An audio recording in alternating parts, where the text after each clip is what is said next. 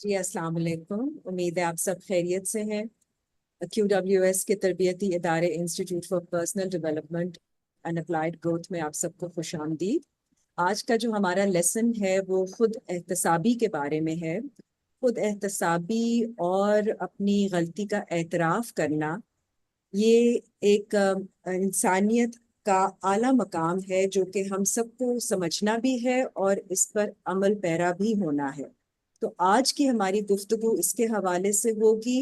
हमारे मुअल्लिम ज़ुबैर शब्बीर साहब हमारे साथ हैं। उन्होंने अपने कीमती वक्त में से आज हमारे लिए टाइम निकाला है। साथ ही उनकी तबीयत भी ठीक नहीं थी सुबह को, पर माशाल्लाह अब उनकी तबीयत बेहतर है, तो वो आज का हमारा सेशन ले रहे हैं। ज़ुबैर साहब, बहुत शुक्रिया ज्वाइन करने का। अस्सलाम वालेकुम। जज़ाकल्लाह जी। वालेकुम सलाम रहमतुल्लाहि व बरकातहू जी। जज़ाकल्लाह, बहुत शुक्रिया। जी ज़ुबैर साहब, तो आप प्लीज़ बताइएगा कि जो हम हमारे माशरे में भी हम देखते हैं, दुनिया में भी हम देखते हैं, ये बहुत सारी एक मसला हो जाता है, एक तरह का ना लॉक लग जाता है जहन के अंदर कि आपको नजर नहीं आता है खुद, क्योंकि अपने आप का एहतसाब करना और फिर अपनी गलती का एतराफ करना, इसके लिए एक बहुत बड़ा कैरेक्टर चाहिए होता है, क्योंकि आपको अपने आप को एक हाई लेवल से नीचे लाना होता है कि आपने गलती कर ली है। तो जब आप किसी ऐसी पोजीशन में होते हैं, जिस तरह पेरेंट्स की भी पोजीशन होती है, माँ बाप की पोजीशन, वो भी इंसान है, वो भी गलती कर सकते हैं। कोई आप किसी अथॉरिटी की पोजीशन में होते हैं, किसी ऑर्गेनाइजेशन के अंदर आपके सबॉर्डिनेट्स होते हैं, लेकिन आप अगेन इंसान तो हैं, तो गलती तो हर इंसान से हो सकती है।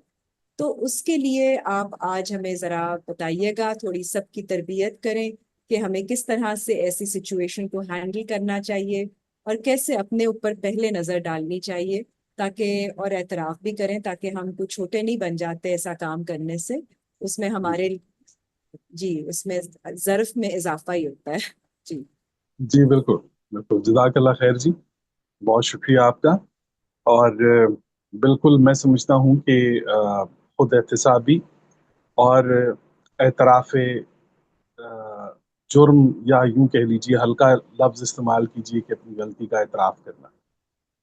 तो ये मैं समझता हूँ जी कि अगर इस कैफ़ियत और नौइयत को इंसान समझ ले, तो आप यकीन कीजिए, पहली बात तो ये कि खुद उसकी अपनी ज़ात जो है उसके अंदर एक ठहराव आ जाता है, बहुत बड़ी तब्दीली उसके अंदर आ जाती है। दूसरा, जब किसी एक इंसान के अंदर ठहराव या तब्दीली आती है, या वो तहम्मुल मिजाज हो जाता है, तो यहाँ यहीं से एक माशरे की बुनियाद रख दी जाती है। वो पहली ईंट होती है शायद वो शख्स कि जो तहम्मुल मिजाजी का मुज़ाहरा करता है। तो मैं ये समझता हूँ कि ये आज के हमारे इस दौर में कि बहसीत कौम, या हम अगर पेरेंट्स की बात करें और अपने घरों की बात करें, अपनी औलाद की, तो हम आया रोज़ ये मसाइल, ये मुश्किलात देखते हैं कि हमारे यहाँ खुद एतराफ़ी जो है, इसका बड़ा फ़ुक़दान है। हम एतराफ़ नहीं कर पाते, और ज़ाहिर है कि जब हम एतराफ़ नहीं करते तो हम कभी भी खुद एहतसाबी की तरफ नहीं जाते। हम हमेशा दूसरों का हिसाब रखते हैं, लेकिन खुद एहतसाबी की तरफ हम बिल्कुल नहीं जाते।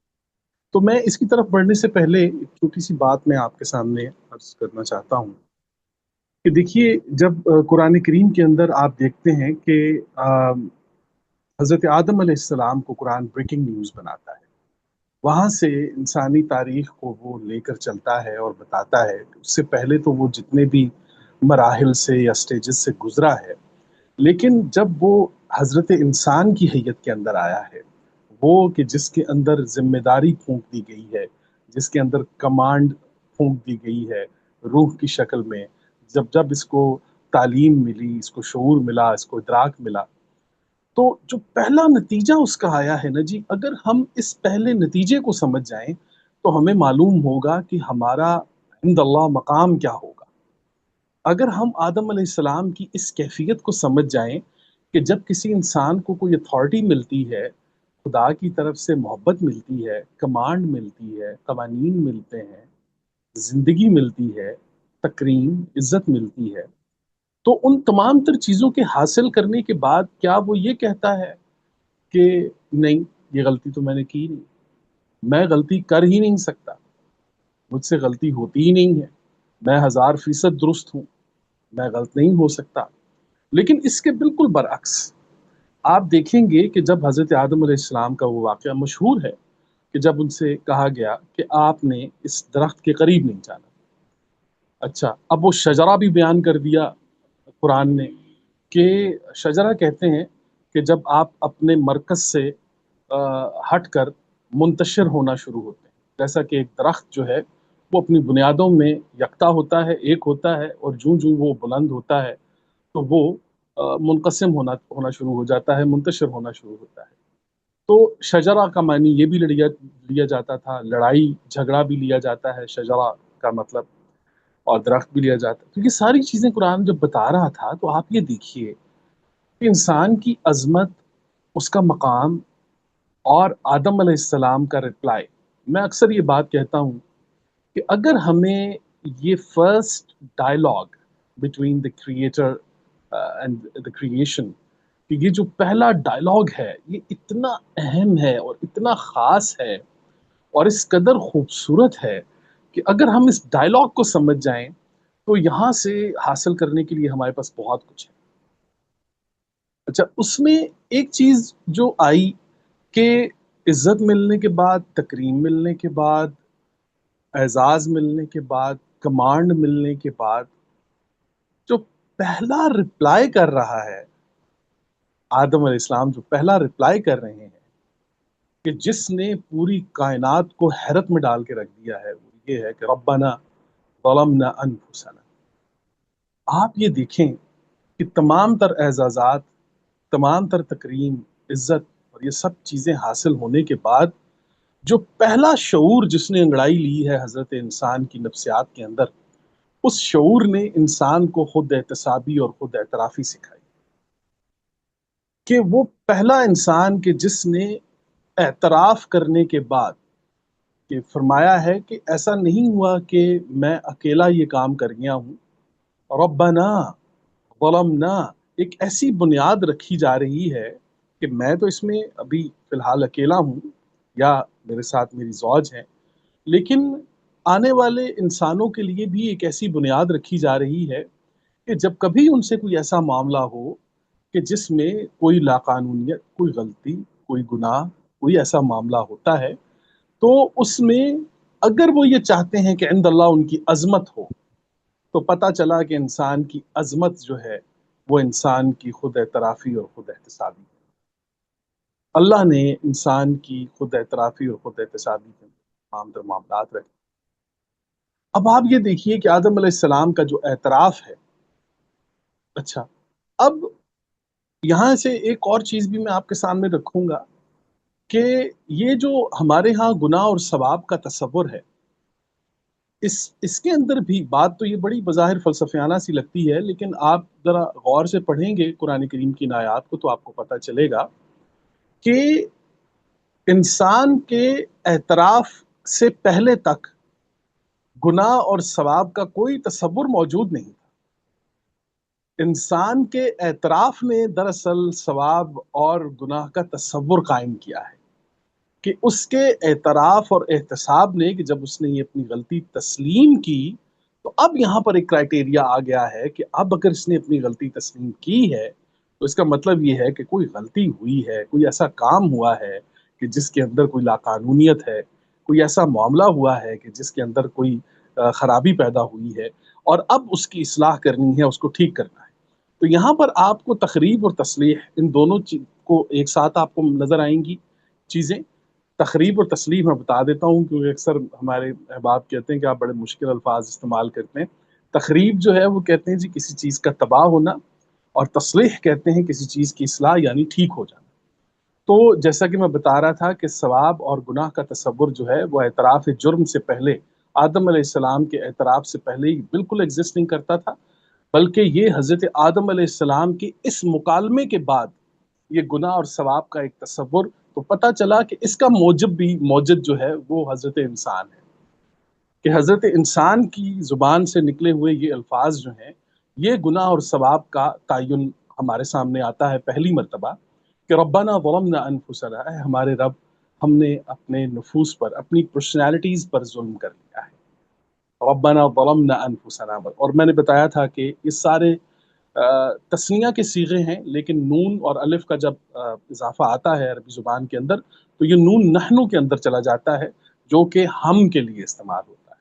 تو ہمارے رب، اے ہمارے رب، تو وہ ہم کے اندر بات چلی جاتی ہے، جمع کے اندر بات چلی جاتی ہے. تو اس احتساب کو جب آپ دیکھیں گے اور خود اعترافی کو آپ دیکھیں گے تو آپ کو معلوم ہوگا کہ حضرت انسان کی تکریم اور تعظیم جو ہے وہ اس کی خود احتسابی اور خود اعترافی کے اندر اللہ تعالیٰ نے رکھی. اگر آج ہم یہ چاہتے ہیں، اگر آج ہم یہ چاہتے ہیں کہ ہماری زندگی میں مشکلات ختم نہ ہوں تو کم از کم ہو جائیں، ان کی تعداد کم ہو جائے، کیونکہ اگر آپ کی زندگی میں مشکلات یا پریشانیاں نہیں ہیں تو میں سمجھتا ہوں یہ ایک بہت بڑی مصیبت ہے، یہ بہت بڑی پریشانی ہے کہ اگر آپ کی زندگی میں کوئی پریشانی نہیں ہے تو پریشانی کا ہونا تو یہ انسان کی زندگی کی رونق ہے. اور ہاں، یہاں پر ہمارے اساتذہ کی ایک بات مجھے یاد آ جاتی ہے کہ ہمارے اساتذہ فرماتے تھے کہ آپ شکر کیا کریں کہ آپ پریشان ہیں، اور دیکھا کریں کہ الحمدللہ آپ پشیمان نہیں ہیں. آپ شکر کریں آپ پریشان ہیں، آپ یہ دیکھیں کہ شکر ہے کہ میں پشیمان نہیں ہوں، میں پریشان ہوں. تو ہم نے کہا کہ یہ بتائیے کہ پریشانی اور پشیمانی میں کیا فرق ہوتا ہے؟ تو انہوں نے فرمایا کہ پریشانی ہمیشہ کسی بھی جرم سے پہلے لاحق ہوتی ہے اور پشیمانی کسی بھی جرم کے بعد. تو اگر آپ نے کوئی خطا یا کوئی غلطی نہیں کی تو آپ پریشان ہیں، اور اگر آپ نے کوئی غلطی کر دی ہے تو اس کے بعد پشیمانی ہے جس کا سامنا آپ کو. تو یہ آپ یہ دیکھیے کہ حضرت آدم علیہ السلام کے وہ الفاظ، پھر دوبارہ میں اس بات پر آتا ہوں کہ انسان جب اپنی تاریخ میں یہ دیکھتا ہے کہ شعور نے، علم نے، روح نے، یہ تمام تر چیزوں نے مل کر حضرت انسان کے اندر جو پہلی چیز پیدا کی ہے وہ یہ پیدا نہیں کی کہ میری تمام تر غلطیوں اور میری زندگی کی تباہیوں اور میری جو جتنی مشکلات ہیں ان کا ذمہ دار کوئی اور ہے، بلکہ یہ وہ پہلا مقام ہے کہ جہاں پر حضرت آدم علیہ السلام نے یہ فرمایا ہے کہ ربنا ظلمنا انفسنا وان لم تغفر لنا وترحمنا لنكونن من الخاسرین، من الخاسرین. تو یہ آیت جب ہمارے سامنے آتی ہے تو پتہ چلتا ہے کہ انسان جب خود اعترافی اور خود احتسابی کرتا ہے تو وہ عند اللہ کیا مقام رکھتا ہے کہ یہ دیکھیے کہ اسے دوبارہ مواقع عطا کیے جاتے ہیں کہ جس سے وہ اپنی زندگی بہتر بنا سکتا ہے، اپنے آپ کو ٹھیک کر سکتا ہے. یہ تمام تر چیزیں، ایک تو یہ بات تھی جی. اس سے بھی زیادہ بڑی اہم بات جو میں آپ کے ساتھ کرنا چاہتا ہوں کہ دیکھیے، اگر اگر ہم یہ چاہتے ہیں کہ ہماری زندگی میں مشکلات کم ہو جائیں، پریشانیاں کم ہو جائیں، تو اگر ایک کام حضرت انسان کر لے تو ان پریشانیوں میں خاطر خواہ کمی آ سکتی. اور وہ کام یہ ہے کہ آپ اپنی زندگی میں آنے والی مشکلات اور مصیبتوں کا ذمہ دار خود کو تسلیم کر لیں. اپنی زندگی میں آنے والی مشکلات اور مصیبتوں کا ذمہ دار خود کو تسلیم کر لیں. قطع نظر ہم اس موضوع کی طرف بعد میں جائیں گے کہ وہ جو مشکلات ہمیں معاشرے سے ملتی ہیں یا باہر سے ملتی ہیں ان کی بات ہم پھر آگے کبھی کسی ٹاپک پر کریں گے. لیکن فی الحال جو بات ہم جانتے ہیں، ہم سے بہتر کوئی نہیں جانتا کہ میری زندگی میں یہ جو مشکل آئی ہے یا پریشانی آئی ہے اس میں میرا کردار کیا تھا. اگر آپ کو یہ معلوم ہے کہ یہ میرے کردار کی گراوٹ سے، مطلب میرے کردار کے گرنے سے، کہیں اگر میں گرا ہوں یا میں نے کوئی غلطی کی ہے یا کوئی خطا ہوئی ہے مجھ سے یا کوئی گناہ یا جرم ہوا ہے، وہاں پر سب سے بہترین علاج جو آپ اپنے زخموں پر، اپنی مشکلات کے اوپر رکھ سکتے ہیں وہ یہ ہے کہ آپ اس غلطی کو اون کیجیے. آپ اس مشکل کے اندر، اس پریشانی کے اندر اپنی زبان سے یہ الفاظ ادا کیجیے کہ یہ غلطی میں نے کی ہے، یہ غلطی مجھ سے ہوئی ہے. یہاں سے فائدہ یہ ہوتا ہے کہ اگر مرض اور مشکل کی تشخیص ہو جائے تو 50% آپ سمجھیے کہ وہ مرض اور مشکل جو ہے وہ حل ہو گیا، اس کا مسئلہ حل ہو گیا. کیونکہ اس کی تشخیص میں آپ نے جب خود کو سب سے پہلے اعتراف آپ نے کیا، آپ نے اپنے آپ کو اس چیز کا ذمہ دار ٹھہرایا، تو 50% تو آپ کی زندگی کے اندر وہاں سے فرق آ جائے گا. اچھا باقی رہ گیا 50%، تو وہ ہم دیکھتے ہیں کہ قرآن کریم کے اندر اللہ تعالیٰ نے یہ جو بہت سی چیزوں کو ہمارے سامنے پیش کیا ہے. اور ان تمام تر چیزوں میں ایک اور مثال بھی دیتا چلوں یہاں پہ اپنے پروگرامز کو آگے بڑھانے اس پروگرام کو آگے بڑھانے سے پہلے، کہ حضرت یونس علیہ السلام کی مثال بھی آپ لے لیجئے سورہ الانبیاء آیت نمبر 87 کے اندر غالباً. اس میں بھی آپ دیکھ لیجئے کہ ایک تو اعتراف وہ تھا کہ جو حضرت آدم علیہ السلام نے کیا، لیکن آپ یہ دیکھیں کہ آگے چلتے ہوئے جوں انسان کی زندگی میں ایسے معاملات، ایسے سلسلے آئے ہیں، تو انہوں نے کیا فرمایا؟ لا الہ الا انت سبحانک انی کنت من الظالمین، میں ظالموں میں سے تھا. اب آپ یہ دیکھیے کہ ایک نبی ہیں اللہ کے، اور اتنا بڑا اعتراف، اور یہ بھی نہیں کہ کوئی بہت چھوٹی چیز اپنے لیے وہ الفاظ استعمال کر رہے ہیں، وہ لفظ استعمال کر رہے ہیں، میں ظالموں میں سے ہوں،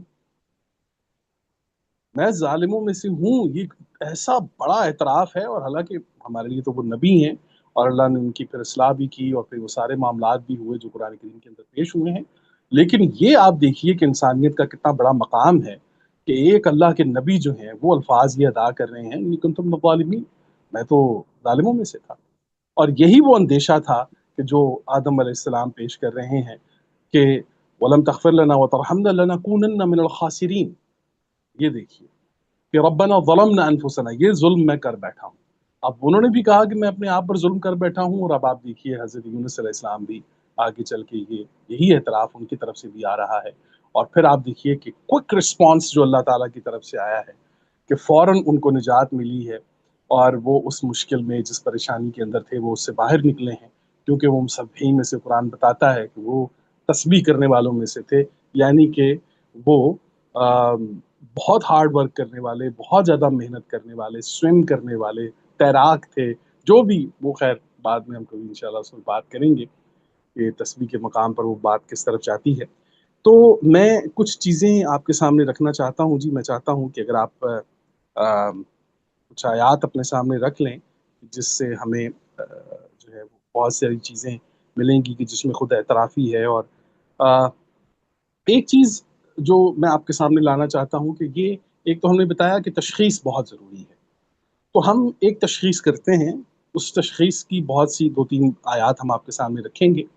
اور سورہ البقرہ آیت نمبر 38 اگر آپ نکال لیں، دوسری سورت ہے جی، اور اس کی آیت نمبر 38 اگر ہم نکال لیں تو آپ دیکھیے اس میں ایک بڑا خوبصورت پیغام ہے.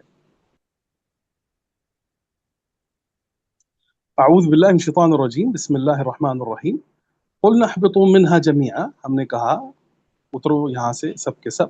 فإما يأتينكم مني هدى فمن تبع هدايا فلا خوف عليهم ولا هم يحزنون. اور ہم نے ان سے کہا کہ آپ نکل جائیے سب کے سب آپ نکل جائیے، اور جب آئے آپ سب کی طرف میری طرف سے ہدایت، تو جس نے ہدایت کی اتباع کی اس پر نہ کوئی خوف ہوگا اور نہ کوئی حزن.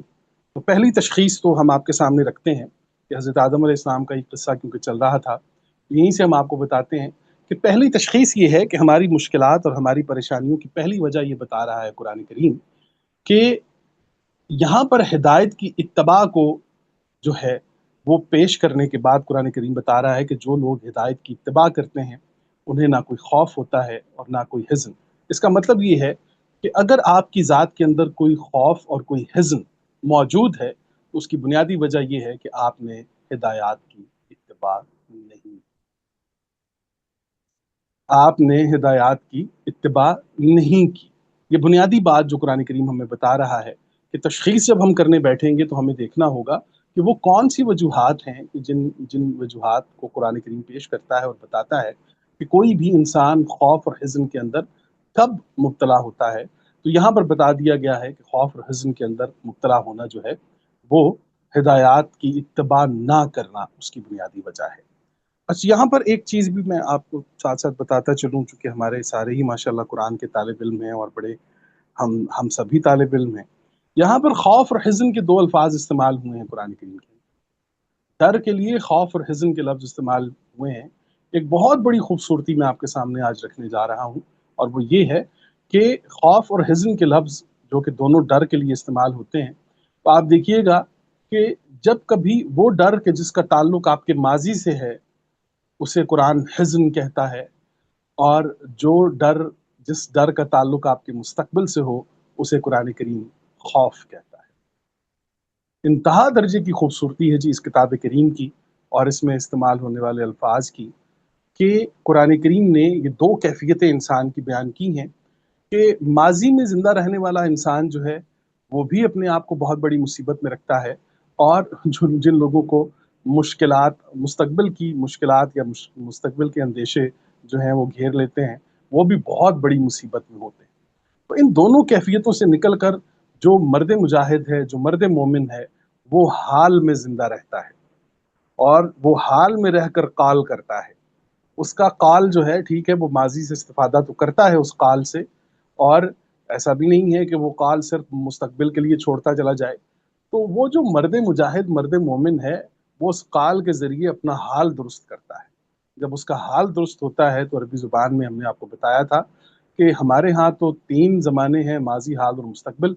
अरबी ज़ुबान में 2 ही ज़माने हैं, एक माज़ी है, एक मुदारा है। मुदारा जो है फ़िअल मुदारिज़ जिसे कहा जाता है, माज़ी वल मुदारा। मुदारा जो होता है ये हाल और मुस्तकबिल दोनों का मिक्सचर होता है। तो अरबी ज़ुबान के अंदर अगर आपने अपना मुस्तकबिल ठीक करना हो तो अपना हाल ठीक कर लें, क्योंकि आपका हर मौजूदा हाल जो जिससे आप गुजर रहे हैं, ये बेसिकली साथ साथ आपका मुस्तकबिल तयन करता चला जाता है। तो आपका मौजूदा हाल दरअसल आपका आने वाला मुस्तकबिल है, तो आपने ये भी देखना है। तो कुरान करीम में ये जो दो कैफियतें बयान की हैं जी यहाँ पर, कि एक तो फरमाया है कि आप सब यहाँ से निकल जाएं, फ़अम्मा यातियन्नकुम मिन्नी हुदन फ़मन इत्तबअ हुदाया फ़ला खौफ़ुन अलैहिम वला हुम यहज़नून। और जो इत्तबा करेंगे हिदायत की, उन पर ना कोई खौफ होगा और ना कोई हिज़्न। तो ये दो चीज़ें हमने आपको बताई। इनकी बुनियादी वजह कुरान करीम में क्या बताया कि ये लोग इत्तबा नहीं करते हिदायत की। अच्छा जी, दूसरी अगर आप आयत ले लीजिए सूरह ताहा, आयत नंबर 123। ये भी उसी का एक सिलसिला है जी, इसको भी हम देख लेते हैं ताकि वो मज़ीद बात मज़बूत हो जाए। फरमाया, अऊज़ु बिल्लाहि मिनश शैतानिर रजीम, बिस्मिल्लाहिर रहमानिर रहीम, क़ाला अहबिता मिन्हा जमीअन जमीअन बअदुकुम लिबअदिन उदू। निकल जाओ तुम यहाँ से, बाज़ में से बाज़ तुम एक दूसरे के दुश्मन हो। फ़अम्मा यातियन्नकुम मिन्नी हुदन फ़म फ़मनित्तबअ हुदाया फ़ला यज़िल्लु वला यशक़ा। तो और जब आए आपकी तरफ मेरी हिदायत, तो जो बंदा मेरी हिदायत करेगा वो फला यदुल्लु वला यश्का, ना वो गुमराह होगा ना वो मुशक्कत में पड़ेगा। अब ये दूसरी बात भी आपके सामने, इसको भी लिख लीजिए कि अगर कोई इंसान गुमराही में है और मुशक्कत में है, तो इसकी भी बुनियादी वजह कुरान करीम ने ये बता दी है कि यहाँ पर भी वो इंसान अगर अपनी तशख़ीस करना चाहे तो वो देखेगा कि वो खुदा की हिदायत को तस्लीम नहीं कर रहा, उनकी इत्तबा नहीं कर रहा।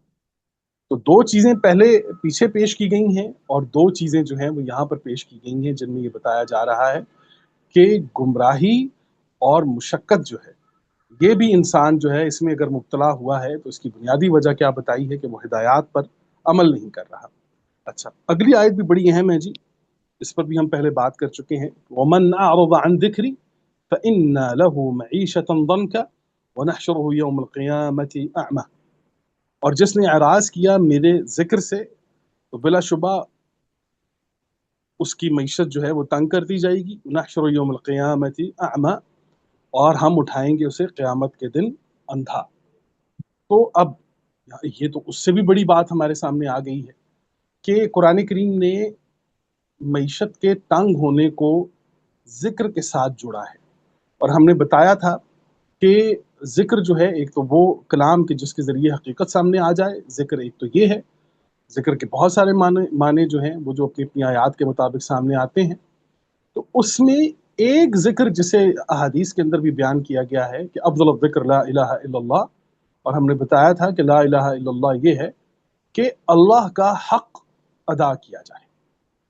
अल्लाह का हक़, हमारे अल्लाह में और दुनिया के बाकी खुदाओं में फ़र्क ये है कि हमारा खालिक अपने तमाम हुकूक मखलूक पर तक़सीम कर देता है। इसका मतलब ये है कि अल्लाह के मुतय्यन करदा सदक़ात और ज़कात का निज़ाम, उसकी बहाली ज़िक्र की सरबुलंदी है। दूसरे मकाम पर कुरान करीम ने ये फरमाया है कि अक़िमुस्सलात लिज़्ज़िक्रि, कि सलात कायम करें मेरे ज़िक्र के लिए। ذکر کیا ہے؟ افضل الذکر لا الہ الا اللہ، وہ کلمہ ہے۔ اور کلمہ اگر ہمیں سمجھ آ جائے تو ہمارے صدقات اور زکوٰۃ کے سارے سسٹم سیدھے ہو جاتے ہیں۔ ہم وہ جو دیتے ہیں صدقات اور زکوٰۃ کی شکل میں اللہ کے نام پر، یعنی اللہ کے لیے، اللہ کے نظام کے لیے، تو پھر وہ ایک معاون، ایک فوارہ بنتا ہے کہ جہاں تعاون اکٹھا ہوتا ہے، معاونت کے ساتھ بلند ہوتا ہے، اور پھر انہی لوگوں کے اوپر وہ پانی شاور ہو جاتا ہے اس فوارے کی طرح، جسے قرآن کریم نے معاون کہہ کے پکارا ہے۔ تو یہاں پر قرآن کریم نے یہ دیکھیے کہ ہدایات کا ذکر کرتے ہوئے وہ قرآن بتاتا ہے کہ وَمَنْ أَعْرَضَ عَنْ ذِكْرِي، کہ جس نے میرے ذکر سے اعراض برتا۔ تو ذکر ہم نے یہ بتا دیا ہے کہ افضل الذکر حدیث کے اندر آتا ہے لا الہ الا اللہ۔ تو لا الہ الا اللہ کا جو حتمی نتیجہ ہوگا وہ یہ ہوگا کہ آپ کو خدا کا حق دینا ہوگا، یعنی کہ مخلوق کا حق دینا ہوگا۔ اللہ تعالیٰ کے بتائے ہوئے نظام کے مطابق، اللہ تعالیٰ کے بتائے ہوئے سسٹم کے مطابق آپ کو اللہ کے ذکر کی سربلندی کرنا ہوگی۔ اور اگر آپ نے اللہ کے ذکر سے آراز برتا، ہم نے بتایا کہ ہدایات سے جب آپ دور ہوں گے، ایک تو آپ گمراہ ہو جائیں گے، مشقت میں پڑ جائیں گے، اور اس کا حتمی نتیجہ یہ ہوگا کہ اگر آپ ذکر سے دور ہوتے ہیں تو آپ کی معیشت جو ہے وہ تنگ کر دی جائے گی، معیشت جو ہے وہ تنگ ہو جائے گی، اور پھر ہم قیامت کے دن اسے اٹھائیں گے اندھا، قیامت کے روز وہ اندھا اٹھے گا۔ تو ظاہر ہے ایک حدیث میں یہ بھی آتا ہے کہ انسان جس حالت میں دنیا سے جاتا ہے اسی حالت میں اٹھے گا۔ اس کا یہ نہیں مطلب نہیں ہے کہ قیامت کے روز ہم اندھے ہوں گے، مطلب یہ ہے، اس کا مطلب یہ ہے کہ ہم اندھے مر جائیں گے۔ اور یہ اندھے وہ صرف اندھے نہیں ہیں جو آنکھوں والے اندھے ہیں، بلکہ یہ وہ جن کے قلوب اندھے ہو چکے ہیں، جن کی روحیں اندھی ہو چکی ہیں، جن کی بصیرت اندھی ہو چکی ہے، یہ ان کی بات کی جا رہی ہے۔ تیسری آیت جناب ہم لے لیں، اگر سورہ المائدہ 5 کی 105، 5 کی 105، یہاں بھی ایک بہت خوبصورت چیز ہمارے سامنے آتی ہے، اسی چیز کو لے کر جس پر ہم بات کر رہے تھے، ہدایات کی۔ اعوذ باللہ من الشیطان الرجیم، بسم اللہ الرحمن الرحیم۔ یا ایھا الذین آمنوا علیکم انفسکم لا یضرکم من ضل اذا اہتدیتم الی اللہ مرجعکم جمیعا فینبئکم بما کنتم تعملون۔ اے ایمان والو، تم پر اپنی جانوں کا تحفظ لازم ہے۔ لا یضرکم من ضل، نہیں نقصان پہنچا سکے گا تمہیں جو گمراہ ہے جبکہ تم ہدایت پر ہو۔ تو پتہ چلا، جو ہم پچھلی بات کر رہے تھے، کہ جو لوگ ہدایات پر ہوتے ہیں، اللہ تعالیٰ کی احکامات کے اوپر ہوتے ہیں، انہیں کوئی دوسری قوم یا دوسرا فرد جو ہے وہ نقصان نہیں پہنچا سکتا۔ قرآن کا دعویٰ ہے اِلَى اللَّهِ مَرْجِعُكُمْ جَمِيعًا، تم اور اللہ کی طرف تم سب کی واپسی ہوگی، جمیعاً سب کی، فَيُنَبِّئُكُمْ بِمَا كُنْتُمْ تَعْمَلُونَ، پھر وہ تمہیں بتائے گا، نبا کرے گا اس کی کہ جو تم کرتے تھے۔ تو یہاں پر بھی ہدایات کی اتباع جو ہے ان کا ذکر کر کے قرآن کریم نے یہ بتا دیا ہے کہ ہدایات پر عمل کرنا ایک انسان کے لیے کس قدر ضروری ہے، ہدایات پر عمل کرنا کس قدر ضروری ہے۔ لیکن اب یہ جو آخری جو بات میں آپ کے سامنے رکھنا چاہ رہا ہوں، یہ 3 چیزیں رکھنے کے بعد، کہ ہم نے آپ سے عرض کیا تھا کہ قرآن ہدایت اور سیق ان دونوں الفاظ کے اندر فرق کرتا ہے۔ ہدایت کے اندر انسان مخیر ہوتا ہے، اس کے پاس چانس اینڈ چوائس ہوتا ہے، جبکہ سیق کا ورڈ جب آتا ہے، یہ سین یہ قاف کینچی والا، تو یہ وہ ورڈ ہوتا ہے کہ جب آپ کو ڈرائیو کیا جاتا ہے، جب آپ خود ڈرائیور ہوتے ہیں تو آپ ہدایت پر ہوتے ہیں، جب آپ کو کوئی ڈرائیو کر رہا ہوتا ہے تو وہاں پر سیق کا ورڈ آتا ہے۔ تو انسانی خود احتسابی اور خود اعترافی کو اگر سامنے رکھتے ہوئے آپ دیکھیے کہ سب سے بڑا ٹول اس کے شرف اور تکریم کے لیے جو اللہ نے اس کو دے رکھا ہے وہ ہدایت ہے۔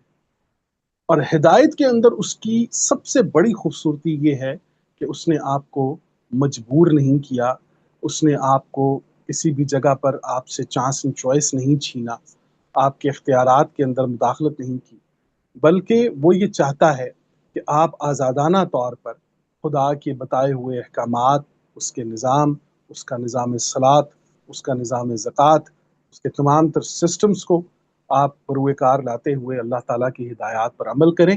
اس سے فائدہ آپ کو یہ ہوگا کہ وہ جو ہم بتا چکے ہیں کہ آپ مشقت سے بچ جائیں گے، آپ گمراہی سے بچ جائیں گے، آپ ظلم سے بچ جائیں گے، اور جتنی بھی آیات ہم نے پیش کی ہیں، تو ان تمام تر چیزوں کو ہم آپ کے سامنے اس لیے لے کر آئے ہیں کہ اپنی ذات کے اندر اگر آپ چاہتے ہیں کہ آپ ان مشکلات اور پریشانیوں اور ان تمام تر چیزوں سے آزاد ہو کر ایک بہترین انسان بن سکیں، تو پہلا قدم آپ نے یہ لینا ہے کہ آپ نے تشخیص کرنی ہے اپنے مرض کی اور اپنے مشکل کی۔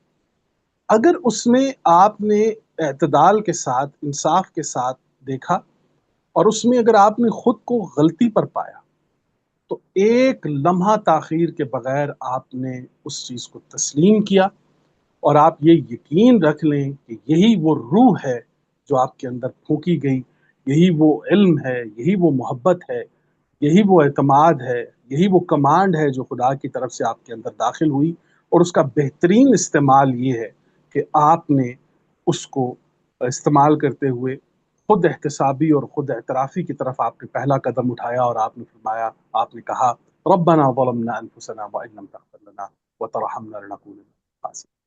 تو یہ یاد رکھیے کہ ہم نے عرض کیا کہ ایک تشخیص بہت ضروری ہے، اور اس تشخیص کے بعد اعتراف اور احترام ان تمام تر چیزوں کا، اپنی ذات کا بھی، دوسروں کا بھی، اور اس اعتراف کے بعد ہدایات کے اوپر عمل کرنا۔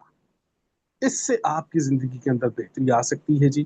اور میں سمجھتا ہوں کہ آج کے لیے ہمارا یہ پروگرام یہیں تک ہے، اور اس حوالے سے اگر کسی کے پاس کوئی سوال ہے یا کوئی چیز ہے تو وہ کر سکتا ہے جی۔ جزاک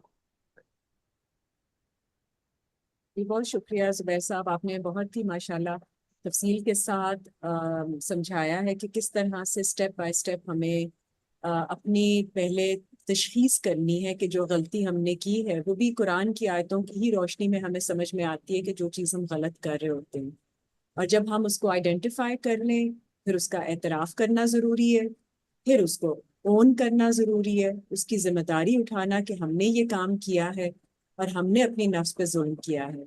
تو جب اپنے اندر آپ اس طرح کا احساس پیدا کر دیں، پھر آپ ہدایت کی طرف آتے ہیں، پھر آپ ریڈی ہو جاتے ہیں کہ اب ہمیں تبدیلی لانی ہوگی، کیونکہ ہم نے جو کام کیا وہ غلط ہے، تو اب صحیح کام کرنا ہوگا۔ تو وہ پھر آپ کو ہدایت اس وقت جب ملتی ہے تو تبھی آپ دیکھ سکتے ہیں، پہچان سکتے ہیں ایسی ہدایت کو جب آپ اعتراف کریں کہ آپ نے پہلے والا کام غلط کیا تھا۔ کیونکہ اگر آپ اعتراف ہی نہیں کریں گے تو آپ کوئی نئی چیز کو اڈاپٹ کرنے یا اس کو اپنانے یا اس پر عمل کرنے کی طرف نہیں جائیں گے۔ اور یہی ایک سب سے بڑا ایک مائنڈ بلاک ہوتا ہے، جس میں کیونکہ لوگ اپنی غلطی کا اعتراف نہیں کرتے، خود احتسابی نہیں کرتے، اس کی تشخیص نہیں کرتے، تو وہ اس سٹیج پر آتے ہی نہیں ہے کہ وہ ایک ہدایت کو ڈھونڈیں کہ ہمیں اس کی جگہ کیا کرنا چاہیے۔ تو جب آپ پہچان لیتے ہیں کہ کوئی آپ غلط کام کر رہے ہیں، اور اس کا اندازہ آپ کو نتائج سے ہوتا ہے، کیونکہ آپ کے آس پاس چیزیں ٹھیک نہیں ہو رہی ہوتی، جس طرح آپ نے قرآن کے ریفرنس سے سمجھایا کہ حزن بھی ہے، خوف بھی ہے، اور مشقت بھی چل رہی ہے۔ تو یہ سب چیزیں اگر آپ کی زندگی میں آ رہی ہیں تو ہمیں خود احتسابی دیکھنی ہوگی کہ کہاں کہاں سے یہ چیزیں آ رہی ہیں، تو ان کی روٹ کاز پہ جا کر پہچان کر، اور پھر ہمیں اعتراف کر کے، اور پھر ہدایت کی طرف آ کے اس کو اپنانا ہوگا، اس پر عمل کرنا ہوگا، تبھی ہم یہ سارے جو پروسیس ہے اس کو چینج کرنے کے قابل ہوں گے۔ جی ممبرز میں سے کوئی سوال پوچھنا چاہیں زبیر صاحب سے، آپ اپنا مائک ان میوٹ کر لیجئے، اور کوئی کامنٹ بھی دینا چاہیں تو ضرور بات کیجئے۔ جی جزاک اللہ۔ میم اگر آپ اجازت فرمائیں تو میں ایک چیز جی جی جی اور جی جی ضرور ضرور، جی جی جزاک پلیز۔ اللہ۔ میں یہ بتانا چاہتا ہوں کہ انشاءاللہ جو ہمارا نیکسٹ پروگرام ہوگا اس میں ہم ایک انتہائی اہم آیت کو جو ہے وہ آپ کے سامنے لائیں گے، کہ جس میں ہم یہ بتائیں گے کہ جب اللہ نے یہ فرمایا کہ میں تمہیں آزماؤں گا نقص من الاموال، اموال کے ذریعے، نفوس کے ذریعے، ثمرات کے ذریعے، خوف اور حزن کے ذریعے، تو یہ تمام تر چیزیں جو ہیں یہ ایکٹیویٹ کہاں ہوتی ہیں؟ سوال یہ پیدا ہوتا ہے کہ اللہ نے جب یہ کہا ہے کہ میں کسی انسان پر جو ہے وہ ظلم نہیں کرتا، میں کسی انسان کے ساتھ زیادتی نہیں کرتا، تو پھر جب اللہ نے یہ اپنی طرف منسوب کی ہیں کہ میں یہ چار پانچ چیزیں جو ہیں جن میں نقص الاموال بھی ہے، ثمرات بھی ہیں، یہ بہت ساری چیزیں ہیں، تو یہ ان چیزوں کو جب اللہ اپنی طرف منسوب کرتا ہے تو پھر یہ ایک سوال پیدا ہوتا ہے انسانی ذہن کے اندر کہ اللہ نے ایک طرف مجھے کہا ہے کہ میں کسی کے ساتھ یہ کرتا نہیں ہوں، اور پھر جب ان چیزوں کو ہم دیکھتے ہیں تو ان کے بعد تو پھر انسان کو لگتا ہے کہ میرے ساتھ تو بڑی زیادتی ہو گئی ہے، بڑی مشکل ہو گئی ہے۔ تو ہم آپ کو یہ بتائیں گے کہ یہ 4-5 چیزیں جو قرآن کریم نے پیش کی ہیں، یہ ایکٹیویٹ کیسے ہوتی ہیں؟ ہم کیسے ایک ایسے مقام پر پہنچتے ہیں کہ جہاں پر ہمیں ثمرات سے، نفوس سے، خوف سے، حزن سے، ان تمام تر چیزوں سے آزمایا جاتا ہے؟ وہ کون سی سٹیج ہے، وہ کون سا کوڈ ہے کہ جسے ہم ملاتے ہیں یا جس تک ہم پہنچتے ہیں، اس کے بعد یہ ساری چیزیں ایکٹیویٹ ہو جاتی ہیں۔ تو آنے والے انشاءاللہ نیکسٹ پروگرام کے اندر ہم اس ٹاپک کے اوپر بھی بات کریں گے، یہ بہت اہم، بہت خاص ٹاپک ہے، بالکل. تو انشاءاللہ تعالیٰ اس کو بھی ہم لیں گے جی۔ باقی اگر کوئی سوال کرنا چاہے تو آپ کا بہت شکریہ زبیر صاحب، آج کا جزاک سیشن آپ نے کر لیا، بہت شکریہ۔ اس کے باوجود کہ آپ کی صحت پوری طرح سے ٹھیک نہیں تھی۔ اللہ تعالیٰ آپ کو صحت دے، اور جو آپ کو تکلیف ہے اللہ تعالیٰ اس کو دور فرمائے۔ آمین۔ آمین جی۔ اللہ اور پاک آپ سب آپ جی، تمام احباب کو اپنی رحمتوں و برکتوں میں محفوظ رکھے، اور اللہ کریم سب کو اپنی سلامتیوں اور برکتوں میں محفوظ رکھے۔ سب کے لیے دعا ہے جی بہت زیادہ، اور آزادی مبارک۔ اللہ کریم ہمیں اور ہمارے اس وطن عزیز کو اللہ تعالیٰ بہت ساری سلامتیاں اور برکتیں عطا فرمائے۔ آمین۔ آمین جی، جزاک اللہ خیر۔ آمین السلام علیکم۔ جی۔ وعلیکم السلام، بہت شکریہ آپ سب کا بھی جوائن کرنے کا۔ آج کا سیشن ہم یہاں پہ اینڈ کرتے ہیں جی۔ اللہ حافظ۔